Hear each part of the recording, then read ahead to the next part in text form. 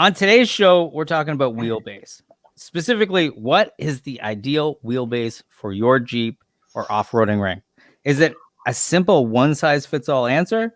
On this episode, we'll dive into multiple scenarios that will help you determine what wheelbase is best for your needs. Or give you too many options. Or give you that's right. Let's get into it. Let's talk about wheelbase.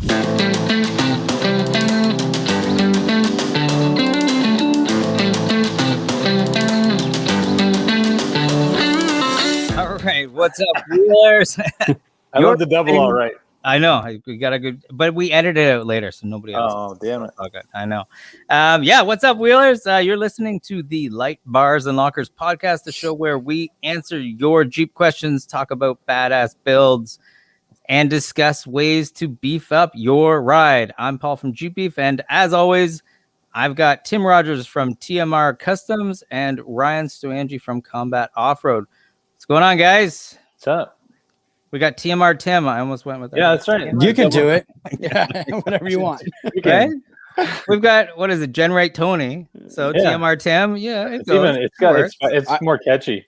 It's way better. Some kid in the grocery store asked me about my hat the other day, and he said, "Do you know those guys?" I said, "That's me." Oh, that's amazing, right? It's like you should have gave him your hat, dude. I signed it, taking pictures with him. His mom's like, "What is happening?" Yeah, she's trying to beat you because of COVID. Just give me my burgers and steaks.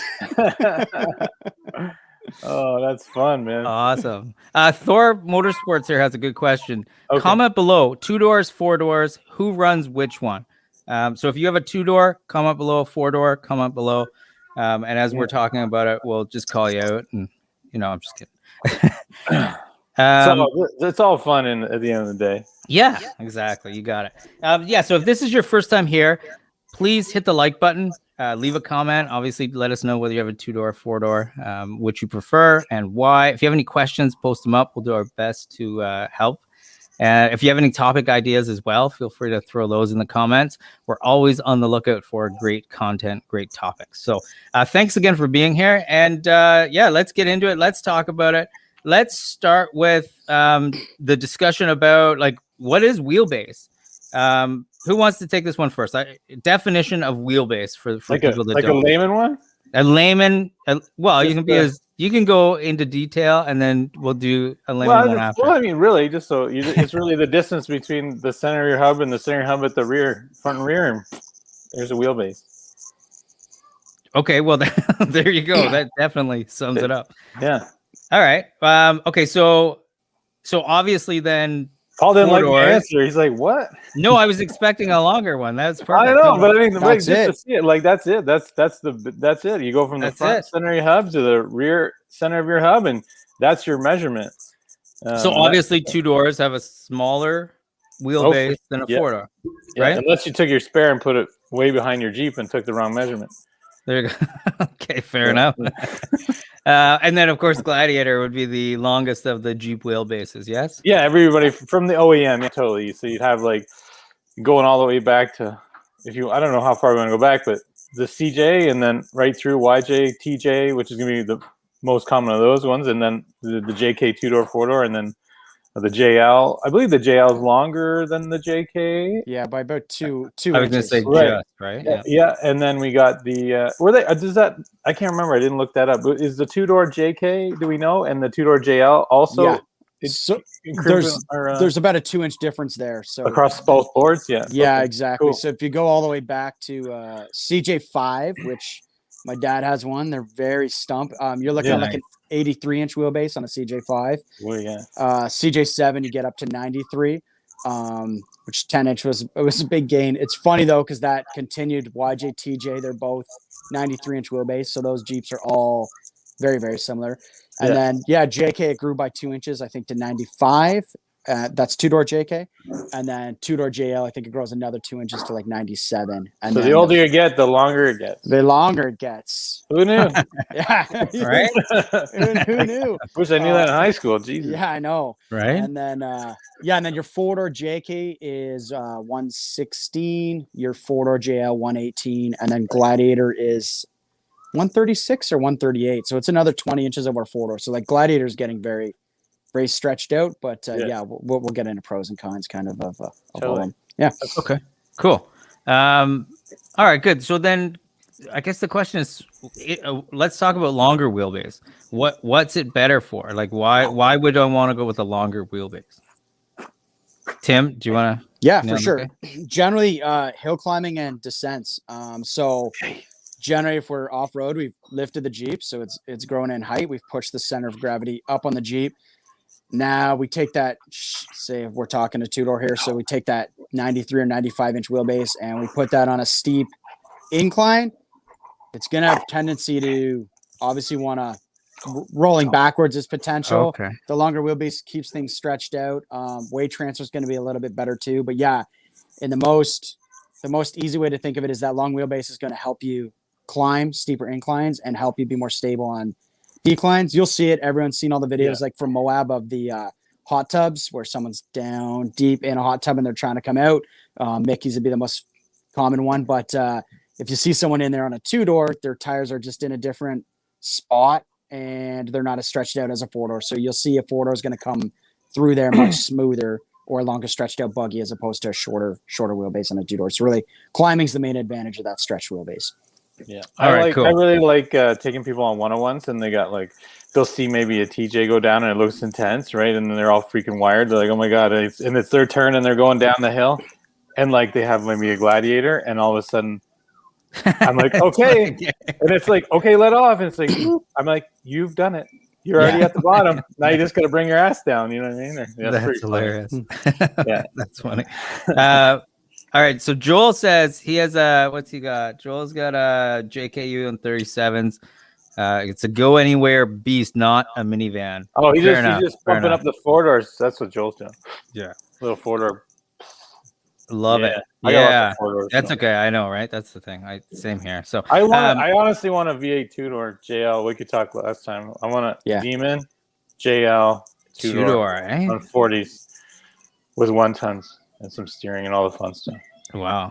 All right. That sounds okay. I gotta sell some more fuel doors for that happens. Right. Fair enough.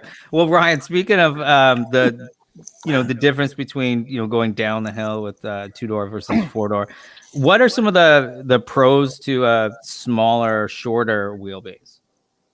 Yeah, just like climbing and just different ways the wheels are going to interact with different obstacles, right?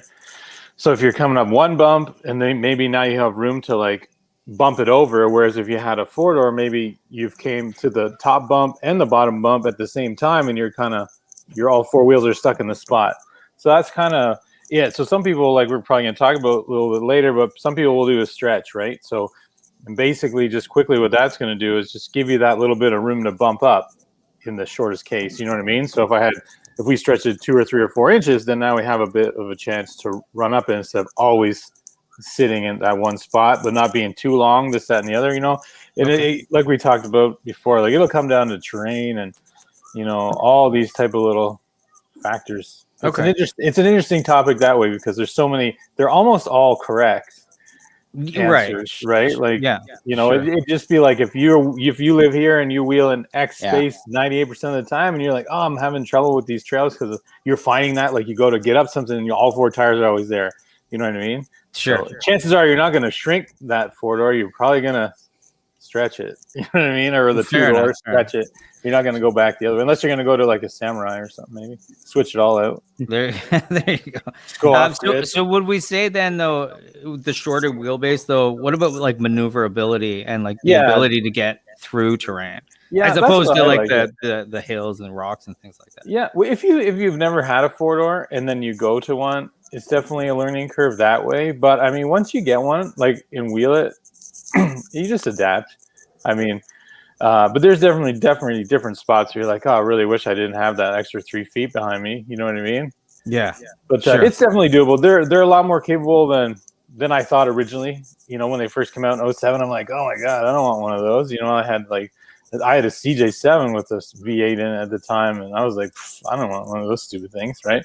But now we got a bunch of them, and I've wheeled them a bunch, and I think they're great. And it's nice for all the other uses.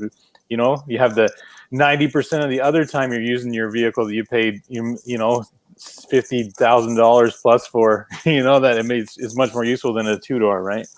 So, Sure. I mean, I know we're talking about 4-wheeling and stuff, but I think you just get more value out of it. Even though, like a toy, I'd want a 2-door for a toy.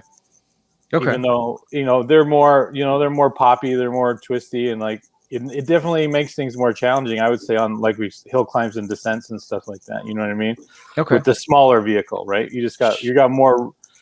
I guess it's almost more room, like margin for error. You know what I mean? Like you Sure. could go, Yeah. if you go sideways enough with a 4-door, you're kind of going to hit that angle and come down anyways. But if you go sideways enough on a weird thing with a 2-door, you're kind of, I just feel they're a little more, you get a little more skill when you're driving more technical things. I think the 4-doors and the Gladiators, if you get them up, they're a little more forgiving. Okay. Sounds good. All right. So then it sounds like we're saying it really is going to come down to terrain, right? Like what it is that you're what it is that you're wheeling with, right? What it is that your terrain, I guess, that you're wheeling on. So Tim, is there like a happy medium somewhere for wheelbase, depending on what it is that you're tackling? I think, like Ryan said, a lot depends on really where you wheel. If you spend all the time on the trails local to you, you want to get out, test some stuff out, and see what works. Watch other rigs too, because like you'll be out sometimes and you could struggle on a climb, and another Jeep or buggy will like shoot right up in. And all it was wheelbase. Like Ryan says, you're on an obstacle and their tires have better placement than you, so maybe you're looking to tweak it that way. I know, like I went wheeling on Vancouver Island one time in British Columbia. Super, super tight trails, like massive trees that are incredibly spaced close together. There's very little room for maneuvering there. I would not want to be like in a 4-door there. You'd want to be in a 2-door. All those Jeeps had massive like exo cages on them, because all day you're whacking your windshield frame and every piece of the body off of the vehicle. So yeah, I would just, it really depends where you are. But if you want to travel around and get around some, I like a stretch TJ myself. Like I've got one that's 105 inch. It's on tons, so the tires are completely outside the body. So like if you hook a tree, you can pivot around the tree that way and keep the tires out from wrecking your body. Like Ryan says, the 4-doors are so versatile. I don't mind wheeling mine. The one on tons with the LS3, but I wouldn't want to take it on super tight wooded stuff. It's gonna get wadded up. So I really think it depends what you want to do. And then if you look at like EGS, Moab, that sort of thing, you can have whatever you want. There's not a tree in sight that's gonna crumple or wreck your body. So you got a lot more leeway there in terms of what's gonna work in terrain like that. Yeah. Okay, that makes sense. Angie says when she goes off-roading, it seems like 2-doors do better on obstacles, and sometimes 4-doors do. So that makes a lot of sense. Also, she doesn't think it's a glorified minivan, so we'll put her in that that category. Agreed, 100%. Yeah. I gotta say, I have a 4-door. I love my 4-door. People here in the office have 2-doors, and I know at least 2 of them that wish they had a 4-door. The next time they go from the JK up to a JL, they're gonna go 4-door. So it just really comes down to personal preference. I love my 4-door. So definitely not a glorified minivan. I'm with you on that. So yeah. Yeah, one of my friends is making that switch too. He bought the last of the JKs. He got a 18 JK and he bought 2-door stick. And I told him at the time, 4-door auto, bud. Like, fuck, just please listen to me for once. I've known him my whole off-road career. He's a good friend of mine. And so he anyways, he doesn't listen. 2-door stick he got. And he wrote me 2 weeks ago and said, hey, I don't like driving stick in the city. And the 2-door's not enough room. I mean, it's not even like kid factory. He doesn't even have kids. It's just he's loading his dog, driving around, going out on hikes and stuff. And I'm like, yeah, like a 2-door is really a toy, like Ryan says, like to have one as a toy. And that's what I consider my TJ. Like I got it when I was young, and that's fun. You can load buddies in the back. I enjoy off-roading it more, but yeah, as a daily and kind of dual purpose, I think the 4-door, and now we're getting into 2-door versus 4-door, but yeah. Okay. Yeah, we should have just a full throwdown in a minute. But I was thinking that before, like when Mike I had that black 2-door a while ago, and then Mike had your TJ, you guys TJ out, and then that's what happened. Like the wheelbase was a little different, and like it was like 1 for 1. Like he'd go up and be like, "Oh, cool," and then I'd be like, "Well, that looked pretty easy," and I'd be like, and I'd mess it up, and I'm like, "You're like, oh my god, it's ridiculous," and then I would go another spot, and then I would go, and then he'd have a problem. It was like the whole day was like tit for tat. It was pretty funny, and it was only, I don't know, what did you guys put that wheelbase at? So that's at 105 inch, and your JK would have been 95. So I mean, Right, so so 10-inch difference. But yeah, it's crazy as to where I think that I maybe works pushed some mine spots. at like 2 inches. Okay, Like really small, so it wasn't much. So yeah, there you go. Yeah, that's pretty Yeah. funny. Eh? Yeah. And you're talking about Super Jeep, right? That Mike had? No, No. the blueprint, the TJ. Oh, the TJ. Oh, Yeah. oh, Yeah, okay. Well, just a long actually, time ago. that's a good segue then into the next question I had. So, so with the TJ, you obviously you extended the wheelbase, right? Yep. So let's talk about that. Is that something that people do? It's doable. You Super can, common, yeah. Yeah. In those builds for sure. Yeah. Yeah. On 2 doors, whether JK, TJ, YJ, whatever. Very common to stretch the wheelbase. You get the longer wheelbase, you get the advantage of that, but you still have the shorter tub, right? So it's less body to get into obstacles. You can also like if you look at it on my TJ and lots of them, my rear tires are right like at the back of the tub. So my departure angle, like I don't scrape on anything. I could drive right back up something. You're not going to get that if you stretch a 4-door unless it's considerable. I mean, but at that point, I think the wheelbase is getting too long. You're going to belly out on too much stuff. You're like breakover angle is going to be crazy unless you have gigantic tires. You know what I mean? Massive tires. So that you kind of get into like gladiator territory, right? That's where their breakover angle is a challenge too, right? Yes. So yeah, like on that TJ, it's stretched. Call it 10 inches to 105-inch wheelbase, and yeah, I love that. If I had to pick something to go wheeling in, and I know the trails are tight, and I want to not endure body damage, that's what I would hop in, unless I got to bring the kids along. But that would be my go-to. Yeah. All right. So 2 questions then. One, Ryan, you mentioned breakover angle. Can you just define what that is real quick?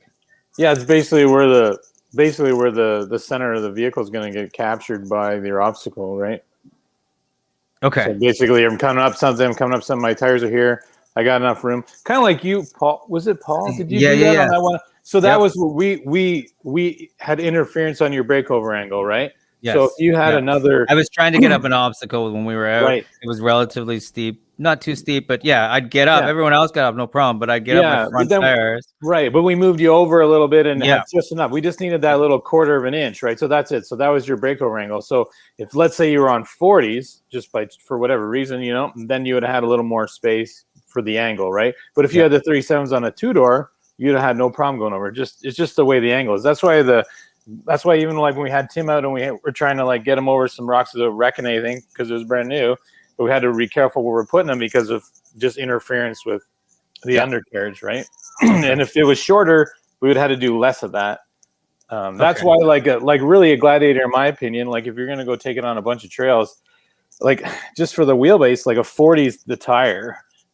I mean, as crazy as it sounds, the 40's kind of the tire that it needs to be on to like kind of run through the day on a reasonable level of trail skill set. You know what I mean? Yeah. Like if I were to take that thing like a trail, we know like Greens is kind of it's kind of been shopping mall to death right at this point, but it used to be way tighter, but it's still got some stuff in the way. But I mean, to get over and get up on some of those things like that gladiator is going to want to be on 40s. You're going to just have a bang fest on 37s. Like it's just going to get racked underneath everywhere, right? So all right. So that's breakover angle, and then Ed has a really good point. He says, just find an LJ. No need to stretch the TJ. The problem is finding an LJ. Oh, dude. That is the unicorn. I tried to buy one at auction for I was at like $800 and it was just stock. It had it was a little tough, but I was like, okay, cool. And then I lost the bid. I'm like, I'm not paying more than that. Right? That's crazy. 280K on it and stuff. I was like, oh my God. But again, the nicest thing would be a stretched LJ. Move that tire right to the back of the tub on that thing. That is a fucking sweet setup because again, I prefer not to have the tub hanging up back past the tires. But yeah, they're unicorns, and I think most people that have them are enthusiasts and know what they have. They know. So yeah. And I've seen some people stretch something else into an LJ. That's becoming more common. It's not all that difficult because you can use basically armor to make the tub stretch. Yeah. But those are for sure a nice Jeep and an awesome build platform. So when we're talking about stretching, like what you did with your TJ, you didn't like, and forgive my ignorance here, because I figured when people did that, they basically were extending the tub as well. Like I thought it basically they basically sliced it up and extended the whole thing. So you literally just like, what's involved with that then? So do we like take the whole entire wheel well and just move it back, but everything else stays the same? Yeah, so that's what I did. We were essentially moving the back axle to the rear of the Jeep, the front axle towards the front of the Jeep. And then on mine, I made a corner guard that stretched the wheel well. So that's why it looks like the tub's been stretched. There's lots of ways to do that armor. Some people hack it right out like a comp cut. Some people do a stretched corner guard like I did. Super common. But yeah, no, that tub's the original tub. It hasn't been stretched at all. The frame's the original frame. It hasn't been stretched at all. You're essentially fabricating new control arms and moving your shock placement. So whether that Jeep's on ORI struts, but if it's on a coilover, you're going to move the towers. You're moving all the suspension components along with the axle, but the tub doesn't get like cut and a new section added to it. Okay, that's cool. I didn't realize that. Okay, so that I totally could see how that would be. That'd be a monster, like to wheel with that thing, right? It's got to be. I mean, it works. It works awesome. Yeah. That's awesome. Okay, cool. So then I guess the next question is: do people, Ryan? Maybe you can answer this. Do people stretch at the front, or is it always the rear? It's both, really. And it really depends on what steering kind of setup you have.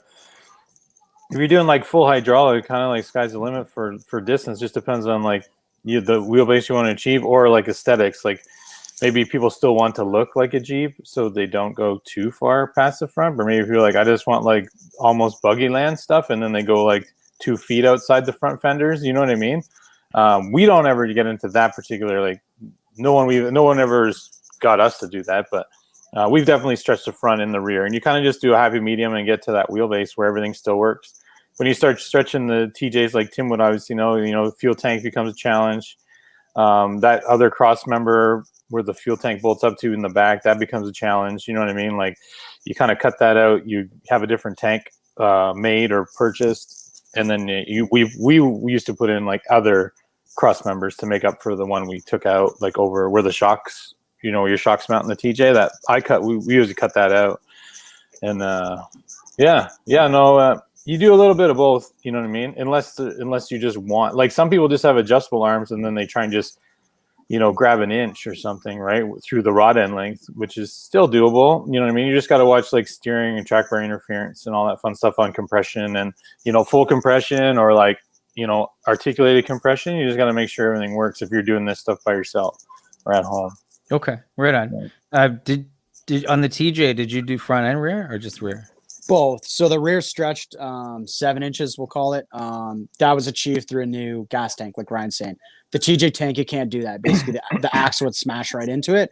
So your options are an aftermarket tank that's smaller, so it's going to give you more leeway for the axle to travel in there. Or some guys will do a fuel cell and put the fuel cell up inside the tub. I don't love that because I'm like, if you do have the top on, you could have fuel vapors or whatnot inside your Jeep. Not the nicest experience. So yeah, I went with a tank from Genrite, and it's basically half the depth of a stock tank. So that allows me to shove the rear 14 bolt back 7 inches. The front I stretched 3. So it still has a steering gearbox and hydraulic assist. Like Ryan said, if you're full hydro, move it a foot forward, do whatever you want, like to achieve the wheelbase you think is ideal. But with a steering box in there, you're usually limited to 1 to 2 inches of stretch.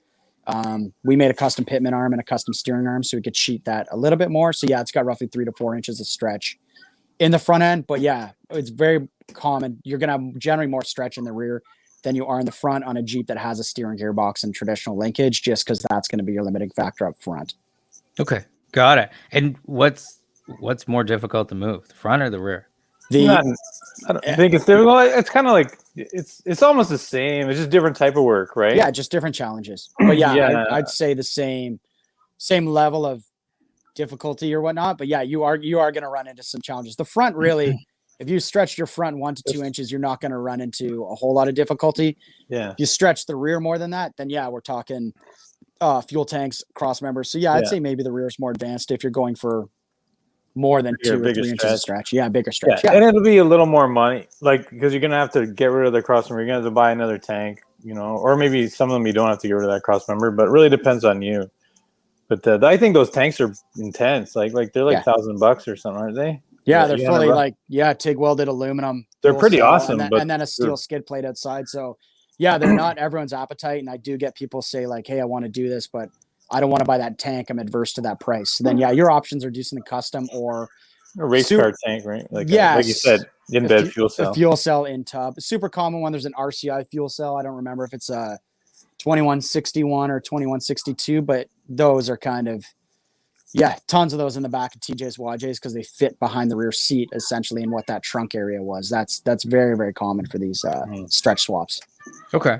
So in most cases, then do we take it to a shop, or is this something you can, like, if you have moderate skills, is this something you can do yourself, or are you getting help? No, I'd say you need an advanced skill set. You have to be able to calculate geometry, cut, grind, weld, fabricate, Geometry. modify suspension components.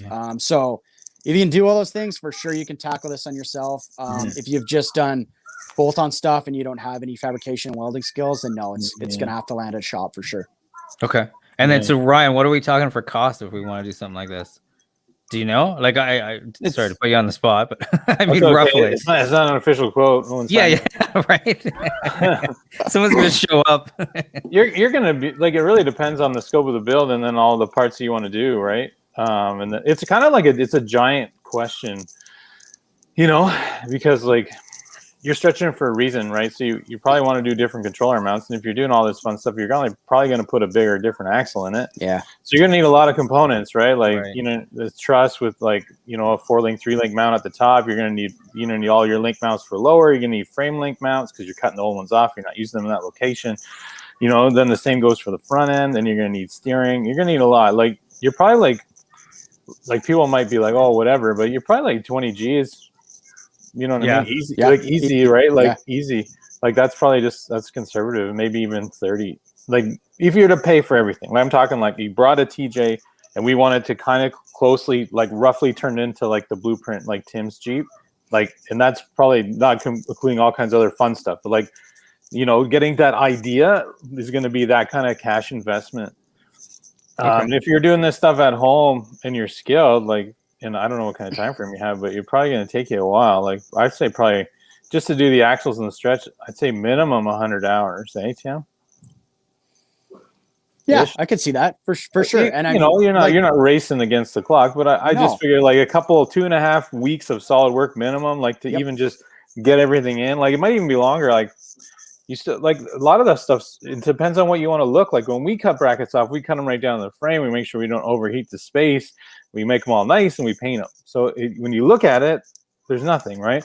And then some people have constraints like when things are going up, like just the way the angles are. So like we'll cut pockets into frames and weld in pockets and stand them all nice and paint them and all that fun stuff. Like it just depends on what's up. You know what I mean? I don't do that work as much anymore. Like we've changed the business that way, and like I don't really personally get into building vehicles that much anymore. Really nothing at all.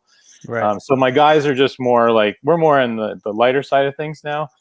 But when we used to do that kind of stuff all the time, it was an involved process. It's cool. It's fun. It's one of my favorite things to do. Yeah. It just doesn't lend to building the business, growing the team, and all that fun stuff right now, right? So that kind of sucks. My hands are like paper hands. There you go. Office hands now, buddy. Yeah, I love it. So that's funny. It's when I used to work in the golf industry, it's the same thing. You don't actually get to play when you start doing your business sort of thing, right? So totally. Yeah, totally understand. So so do we typically see people doing it then? Like what model? Or TJs you see a lot of, but are people now doing it with JKs as well? I see. JK's the new TJ, really, right? Yeah, right. Barrier to entry now has come down, right? You can buy a JK now, 07, 08, like for a reasonable price, right? So you won't see a lot of JL crowd. I was going to say that's my next question. Yeah, totally. Yeah, not very many. I mean, we cut the crap out of mine, brand new one, but it's a worker bee. It's supposed to be like that, right? Yeah. So I guess question going back right to the beginning, Tim, you said the JLs have a longer wheelbase than the JKs. Do you know if the length of the vehicle is longer, or did they just move the wheelbase? My assumption is the vehicles. It's bigger, right? Yeah, Longer. I'm pretty sure it's big. It feels Yeah. bigger, like without measuring it off the top of my head. Yeah, no, I'm pretty sure. I think you'd. I mean, it is only 2 inches, so I mean, it could be a front stretch. That's all the difference I heard. Yeah. That's right. So no, I'd assume the whole Jeep crew, like we're talking I could think the tub stretch because I think you have more foot space in the back of the JL compared to the JK. Yeah, so I think that's where the difference would be. Okay, fair enough. That makes sense. Okay, so then I guess my next question is what about, like, can you go too long? Is there a wheelbase you wouldn't be comfortable with, like going way too far away? Yeah, you like balance of the vehicle for sure, right? Like you could get it where it's strange. Yeah, in my opinion. like Ryan said, you can ruin the breakover, right? So like that obstacle that you're talking about, that climb on your JL where you just touched, Ryan got you shifted over and you made it. I'm on the same size tire my Gladiator, not a fucking hope in hell I could have made that obstacle, right? You were touching it in your JL, at 20 inches of wheelbase, no chance I would have just been planted, right? So I don't think that's effective. Like our race buggy, it was 117-inch wheelbase, which is the same as our four doors we're talking about. We stretched it to 121-inch wheelbase. It's got a very low belly though. Like the bottom of the skid plate on that thing sits at like 17 or 18 inches off the ground. To take that at a trail ride, it would suck. You'd get stuck in spots like where you were bellied out there. Yeah. Same thing. I'd have to smash the gas, and that's fine. That's what it's meant for. It's meant to rip, right? It's a different animal. So yeah, I'd say anything like the four door I think is really good. That like 117, that's good. In a TJ, if you're into the tight stuff, like we're talking like our trails here in the Northeast are tight, Pacific Northwest really tight. That 105 I got in my TJ I think looks sick, but I'd say anything over that four door, like the Gladiator, I think is too much. Like Ryan said, I think you want to be on. You need to push to a bigger tire, right? So you're not giving up that breakover angle everywhere. So I like the four door in terms of the maximum wheelbase. I can't see myself wanting more than that for trail riding and general capabilities.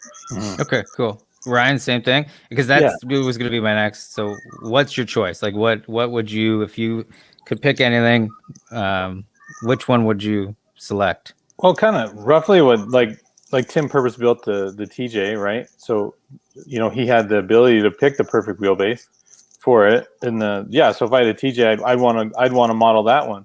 When we built our four-door JL, I didn't change the wheelbase at all. I mean, I might have, like, just for an alignment spec, it might have changed a little bit, but not by much. I mean, if it's a half-inch longer or shorter, that'd be it. That would just setting up the suspension. So yeah, I would leave the four doors alone. And like I said, Gladiator, like we got one just like TMR's on 37s too. And I like the Jeep. I like the way it is. It's cool. It rides really nice. And like, you know, I haven't really pushed it off road, but I know based on when we all went out that I know where it would be like a 101 kind of style trail with 37s, which is hilarious.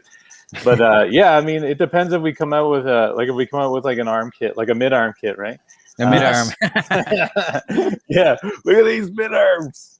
But probably put it on 40s and then I'd give it a run and see how it did. But I think even with 40s, I think you'd be on like just like a recreational style trail, like a little bit above we call them like a 201, right? So like something challenging enough where it's still fun for everybody at the different skill levels, but wouldn't be like a crazy.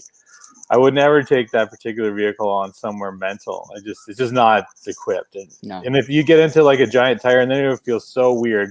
Like if it was on like 42s or 44s or something, where that's kind of where you'd be at. But then you'd be so like, you know, like King Kong in the city, right? It'd be intense. I don't even think I'd want to do it, like personally. But fair enough. Yeah. Okay. So Thor says wheelbase effectiveness is generally directly correlated to belly height. Yeah, so just talking breakover angle, right? Like exactly. The more, for sure. So yeah, you don't. I mean, if you're trail riding and you're on a lot of rocks, ledges, and whatnot, you want that increased belly clearance or potentially that shorter wheelbase. Yeah. But again, it's like Ryan says, like that's why it's fun to get out with vehicles different than your own to see. Holy shit, that thing just walked that, and I struggle with that, or vice versa. It is very cool to see different setups on the same terrain, and really that'll allow you to make the decision on what's best for your stuff. It's pretty cool. Yeah. Well, it's fun. Like years ago, like everyone wanted a belly up skid plate for the TJ. Like I'm sold thousands of those, right? Oh, horsepower. That's what I want. That's exactly that's what we're talking about. The thing scrapes and you mash it, and so be it. Yeah. Yeah. Yeah, man, that's funny. I know. Yeah. I don't know what to do with these things. I think the little hamburger under the hood's probably the easiest thing. Even though we talked about that kind of stuff last time. Get the get the factory V8. You think Yeah, that? right? Oh, yeah. Yep. It's just a payment away every 2 weeks. Yep. Right. Hey, look, I've that not payment's back. seen a two-door. What? They don't make. two-door. They won't make do it. they? Oh, they No. won't. Okay, No, I wondered. I was going to say. apparently the deal is all-wheel drive only, and I'm sure that we'll be able to change that pretty reasonably easy. Yeah. I had to Taser. talk to the Taser dude Yeah, I was and gonna say. get all the other stuff, and then all four-door. So I saw Terraflex did a really cool thing. They were Yes. doing like those 60-footers, right? With Yep. all the Jeeps. That little, I don't know, was it a CJ? There's like a copper-colored CJ, just roasted it. It was awesome. I was like, that's because that's what I used to have, right? Fucking 450 horsepower, like CJ, right? Ford power plant, like that The thing. green one, right? Yeah, dude. I used to race through town in high school, and like first I gear, bet. six grand, like hammering it. My buddy's sister worked at some antique little weird thrift store, and I'd knock all the weird China gate tapes off the wall. That's awesome. Yeah, it's pretty amazing. I love it. This is a great quote. Best mod is the credit card. Oh yeah, Isn't that the truth? I was joking with one of my friends yesterday. He wrote me and said a friend of ours was going to be selling his TJs. Like, do you know anyone interested? And I'm like, no one comes to mind. And he's like, it's going to take someone with real money. And I'm like, well, what do you mean? Do you think this TJ is like made of gold? And he's like, no, if you're buying a used car, you actually have to have real money. Whereas if you're I see. yeah, right. yeah, he's like, no. Someone buying a used toy actually has to have that money. And I mean, sometimes that's why toys are harder to sell. You don't see people in the older stuff because it's like they actually have to pay for it as opposed to Man. 2013, man. Yeah. That's the last year you can finance. Yeah. Is that right? Yeah. Well, at least for the stuff when we finance stuff like that Viper and stuff. Yep. Cash guy, like.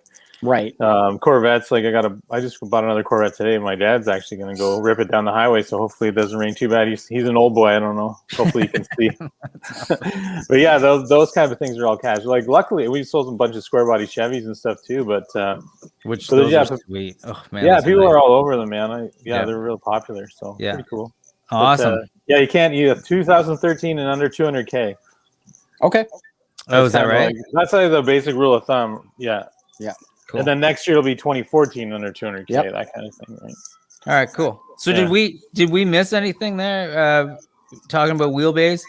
No, I think it was good. We touched on the breakover angle just to give people a bit of a perspective, like people who need it, I guess. And so basically, what we're saying is, in our opinions, I think it's relatively unanimous. So two doors are great as a toy, maybe not so great if it's your daily, but to each their own. I mean, no big Depends deal. on your lifestyle. Yeah, you like the two door, whatever, cool, awesome. Just not a ton of room when it comes to like everyday sort of stuff, and that's cool. I mean, everyone to each their own, right? People drive their two-door sports cars all day long. They certainly drive, like they corner. I love the way the two doors like drive around town. Like you can corner those things like crazy. And I mean, in terms of like tightly cornering, not speed, come in that not Viper, a race Paul, car. I'll change your mind on that one. Right? Yeah. But it feels like you're like pivoting, like, you know what I mean? Because such the difference between my four-door and that. Like you literally feel like you're sitting on the rear tires and you're just like, spinning in your chair sort of thing. And then we're also saying though that the two doors is great when it comes to maneuverability and being able to get around things and what have you. Where the four-door and a wider breakover angle comes into play is when we're talking about descents and rocks and getting up over hills and getting down. Correct? A little bit easier perhaps to control. Not to say you can't do it just the same in two-door. You just it takes a little bit more skill. What do we got here? Okay, so Todd says 08 JK38 with 538 gears, loves it. No kid ever remembers 38 miles per hour or per gallon, but climbing up rocks they always will. Totally. That is true. Yes. Yeah, that's very true.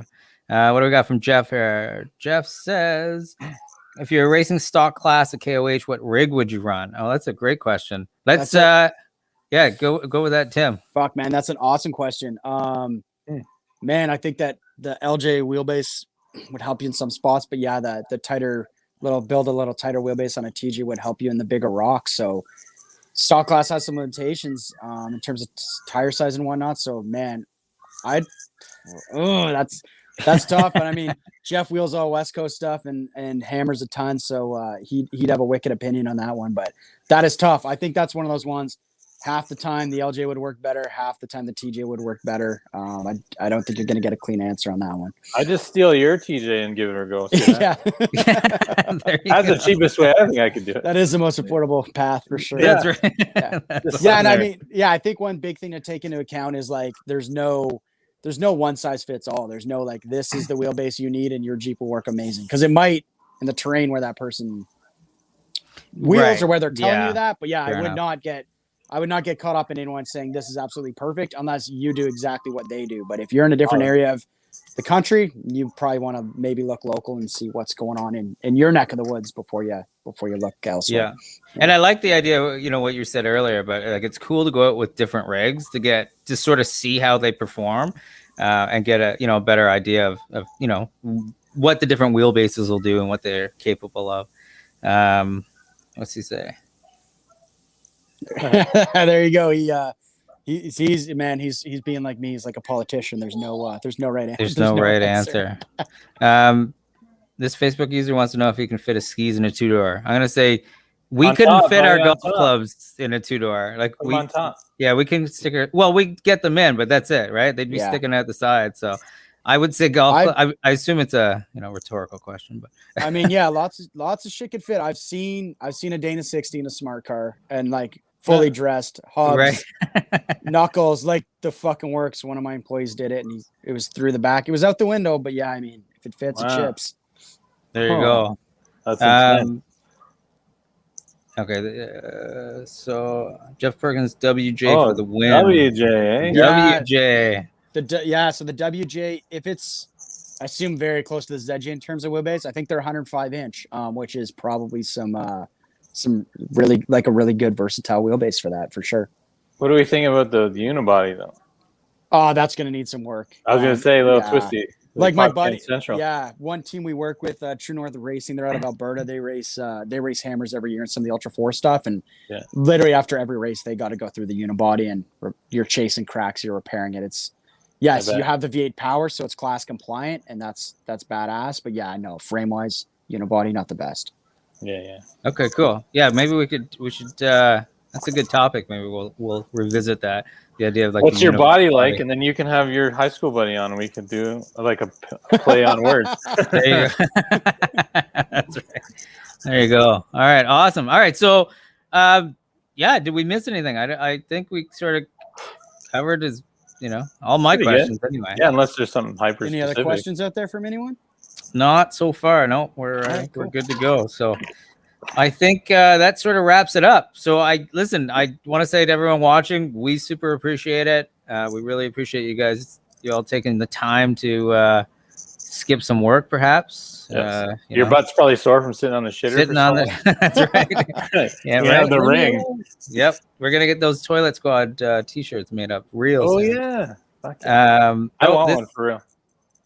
Yeah, we'll do it. That's it. We're doing it. So again, appreciate every single one of you for watching, spending the time with us today. As always, hit the like button, comment if you have any questions. We'll circle back on them.